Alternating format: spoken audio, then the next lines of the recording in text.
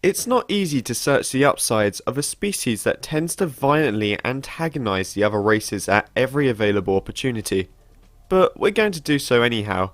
Say hello to the Batarians. From a distance anyway.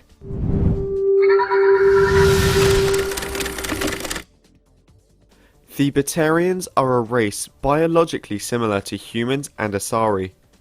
From the neck down, they're just another bipedal mammalian species, but once you start looking upwards, the differences become obvious.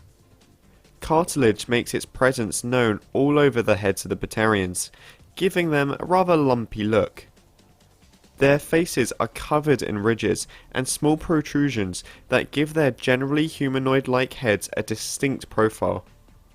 While not entirely hairless, any body and facial hair they do have tends to be short and bristly. As a result, their cranial features, such as a line of cartilage that runs from the top of the head to the back of the neck, are quite pronounced. Batarian skin colour tends to be in the beige, brown, orangey range, though some have been seen with tints of green or blue. Accompanying these cosmetic features are unique patterns on the sides of their heads, though not all Batarians have this. The patterns usually involve stripes of some kind, and are generally much darker than the normal skin pigment.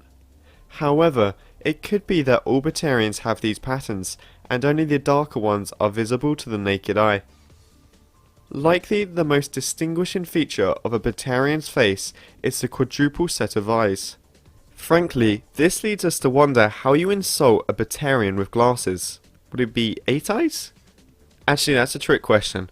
You don't insult them at all, and then you continue on being not dead. Batarian history is some of the most interesting of all the races, which is just a fancy way of saying it's bloody.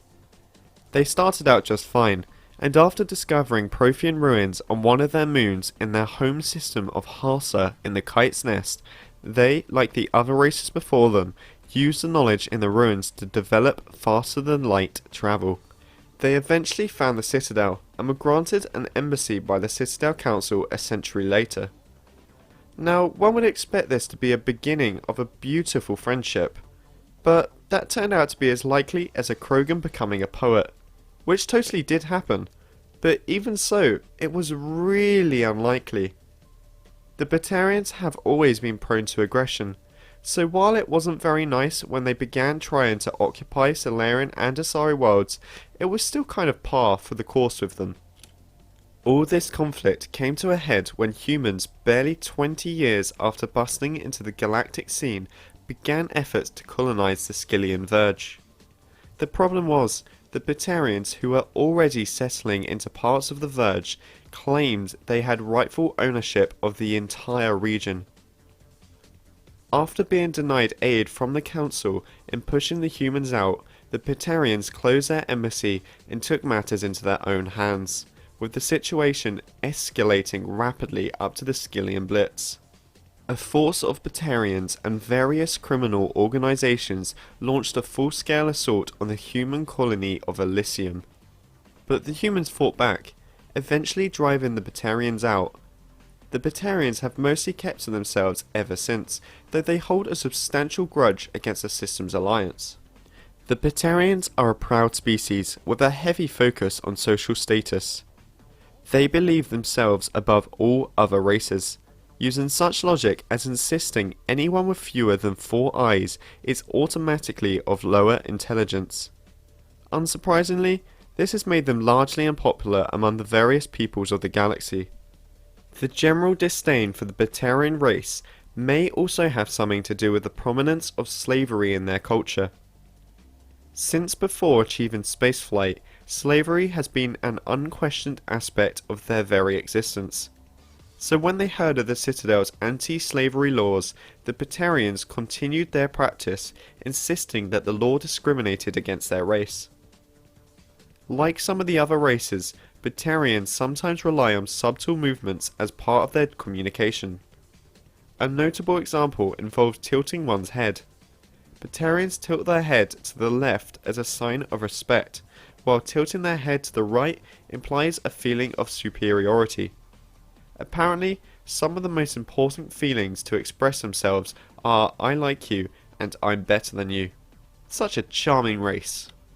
The Batarian government, known as the Batarian hegemony, would like you to believe they work to enforce their race's general isolation, effectively active since their defeat in the Skillian Blitz. However, in reality, they discreetly encourage interfering with human progress in any way that they can. The thing is, it's rather widely known that their government advocates such practices, but since they tend to focus on humans, and even then their numbers usually aren't enough to be a real threat, they are generally not seen as much of a threat, and not worth the time and effort it would require to take real action against them. The Batarian military was weakened even before the Skillian Blitz, so after losing such a large percentage of their fighting force in the incident, there's barely enough left for any more than small terrorist strikes. But since the Batarians blame the humans for basically all of their misfortune, the brunt of their attacks, even if largely ineffectual, usually stay focused on the Alliance. While the Batarian hegemony hasn't cut off contact with the rest of the galaxy, it still restricts the information sent to and from Batarian space. Only government-approved news is allowed through their filters. They're not the friendliest of bunch, the strongest bunch, or even the most interesting bunch, but you've got to hand it to the Batarians, they sure do exist. Now, I don't want to spend too much time talking about notable Batarians, because if you haven't learned from this video that they're not the friendliest bunch, then maybe you should rewatch it. But I will give one a mention, and that goes to Bray. He is certainly not the most notable Batarian from the series, but he was arguably the friendliest. He is only found in the Omega DLC, and serves as Aria's bodyguard in her campaign to retake Omega. Shepard observes that Bray is often given the worst of jobs, but this has led him to achieve a high status among Aria's men. Bray sends Shepard an update after the events of this DLC, with what progress Omega is making, and also states that Shepard can rest assured there is at least one Batarian that doesn't want Shepard dead. So, what do you think about the Batarians? We've given you some of our thoughts, now let's hear yours in the comments below. Don't forget to like this video if you enjoyed, or subscribe for even more Mass Effect. Don't forget to let us know what you want next on About the Races by letting us know in the comments. But until next time, I should go.